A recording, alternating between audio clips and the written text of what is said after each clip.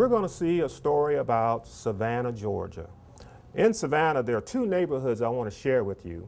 One is Kyler Brownsville, a neighborhood, an older neighborhood where it was primarily homeowners. Pam Jones is going to talk about how homeowners got involved and helped turn this neighborhood around. The second story is going to be from Linda Larry in the East Victoria neighborhood, a neighborhood that's largely renters and was built around the late 1800s. Together, they make up a strong Savannah story, a story about a strong partnership between community leaders and city government, how they revitalized their neighborhoods, how they engaged people using principles of the gifts of citizens, involving associations, and how together they strengthened and revitalized and made a vibrant community. Savannah, Georgia, home to two neighborhoods that have revitalized themselves through the principles of asset-based community development. In the early 70s, the neighborhoods of Kyler Brownsville and East Victorian, like many neighborhoods across the country, fell apart and degenerated into dangerous, unhealthy communities. The Kyler Brownsville neighborhood was at one time very vibrant, economically feasible community, very self-supporting.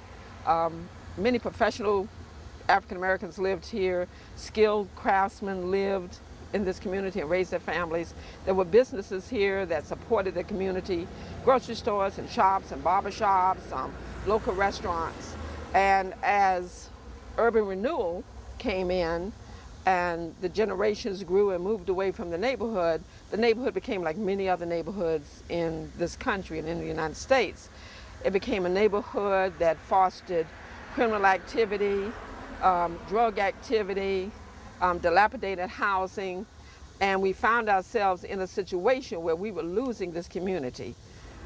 I could see the crime around us, you know. One time we could have used our door and leave our door open all night long, you know. Now everybody was locking the door, putting something behind the door to keep people from coming on. We could have sit on the porch and then worry about, you know, drive-by shootings or anything like that. And in the early 90s, you know, that's all we had. We couldn't even sit on, we were scared to send our kids out to even much play, you know, outside, you know. When neighborhoods begin to deteriorate, it can be very difficult to turn them around.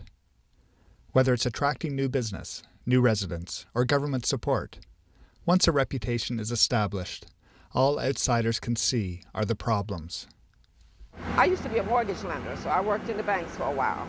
And when we talked about the homes and the money that would be given to people to help them get into the home, basically all they would need is $1,000. They would say, oh no, I would never live in that neighborhood. Even people who were coming out of some of the worst projects in Savannah, they were like, oh no, I would never live over there. It's terrible over there. Because the reputation had just gotten so, it was a reputation that was taking us a long time to live down. This prevalent attitude is a fundamental reason why change is so difficult for so many organizations and communities. If all anyone can perceive in a community are needs, then all they see are problems that need to be solved. Thankfully, the residents of Savannah had city officials that were able to think differently. The typical mode is to go in and say, we have got to fix this, and here is a linear path to that fix. And that linear path might pat a few people on the head, and then you move on with it. And that's okay, but you're not going to be successful until you go through that engagement, which is uncomfortable. Sometimes it can even seem to set you back. But once you have everybody on board, then it's going to be a better fulfillment. It's going to be more lasting. It's going to be more widespread. And then after that learning curve, it's going to be more amicable because people will trust each other. They know each other. So the secret in Savannah was a shift in the relationship between the city and the residents. A shift that was the result of two very specific attitudes. First was the city's belief that they couldn't solve the neighborhood's problems unilaterally. They needed to listen to and engage the residents. Second was the residents' belief that they had a responsibility to each other and their community to lead the change. It shouldn't be the city that solves it. It should be the people who live here who should solve it. It should be the people who don't know where their children are. That when you look in your house and it's midnight and your 10-year-old isn't in the house, that's you. You need to make sure that that's done, because you owe that to the community. To care about their own community, don't just have the attitude that I live here, but I don't really want to be involved with the strengths or the weaknesses. Be willing to come to some community meetings and to get angry about things that are bad, and then to support those things that are good. This shift in attitudes is anything but trivial. By recognizing the need for the residents to direct the change in their communities, the city's role changed from simply providing services to recruiting, supporting, and creating community leaders. I was sitting on the step, and I often tell the stories when I'm talking to a group or something like that. I was sitting on the porch step, and he came up to me and told me that they was looking for people to work in the community, you know.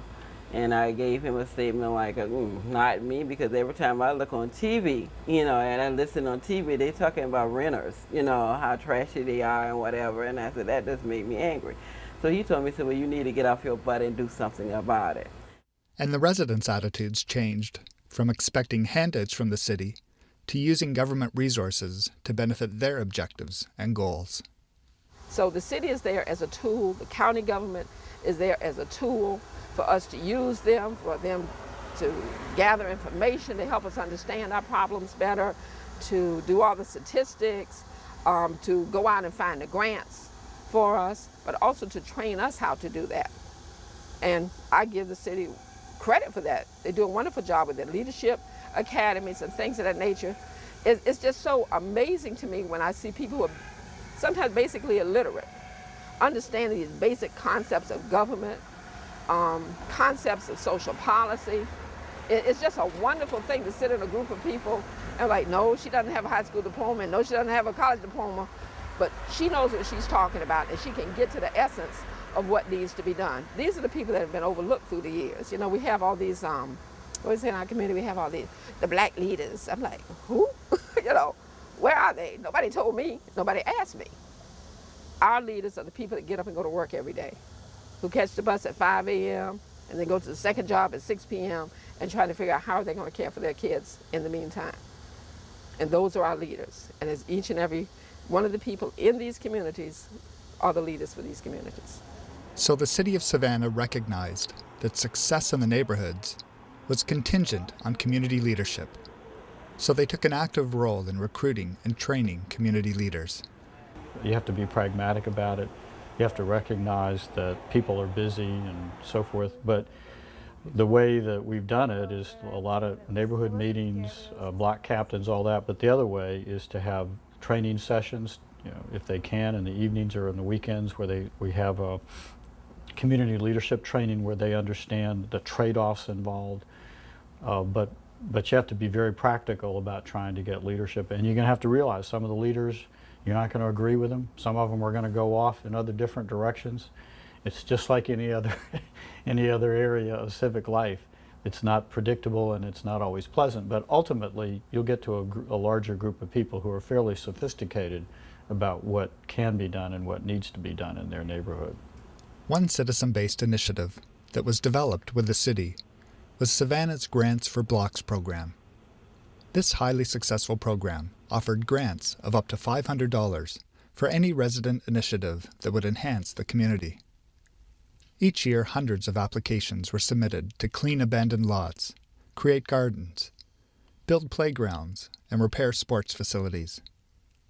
But beyond these benefits, Grants for Blocks planted seeds in the citizens of the community.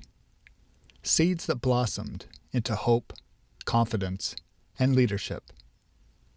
Seeds that demonstrated a real partnership with the city. For the first time in decades, the city officials and community leaders brought people together in their community and created a sense of pride in their neighborhood and themselves.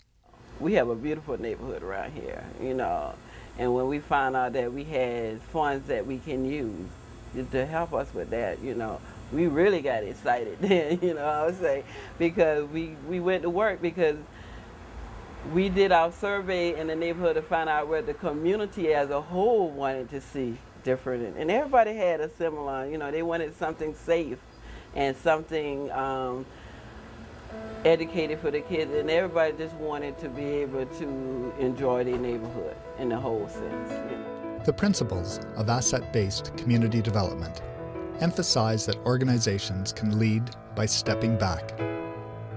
The city of Savannah and its residents clearly demonstrate the power of this principle.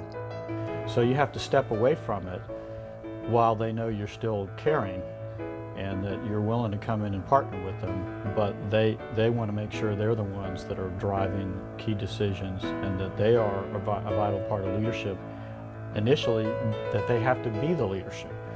They don't even want the mayor to come in and say, I'm going to do this. They want the mayor to say, I'm here to help you. It's kind of like we're all warriors, and this is our war, and the general can't do it, the colonels can't do it. Each individual soldier has to do their part. And I'm just a firm believer in that. In a relatively short period of time, neighborhoods in Savannah went from this to this, from this to this, and from this to this. Cuyler Brownsville and East Victorian have been revitalized and are now thriving neighborhoods with active residents and vibrant communities.